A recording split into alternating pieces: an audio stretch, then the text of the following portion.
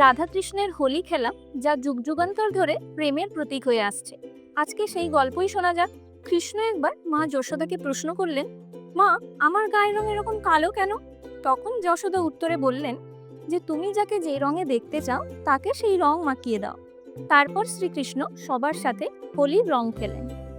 একদিন কৃষ্ণ বৃন্দাবনে রাধার সাথে একান্তে খুব শান্তভাবে দোল খেলেছিলেন, যেখানে শ্রীকৃষ্ণ আর রাধা দুজনেই ছিলেন।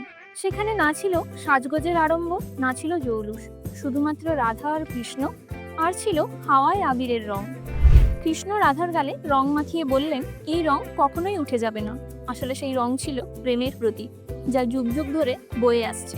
সত্যিকারের হোলি ভিড়ে নয়, মানুষের মনে প্রেমের রং লাগায়। সবাইকে হ্যাপি হোলি। কেমন লাগলো আজকের এই রাধা কৃষ্ণের প্রেমের গল্প?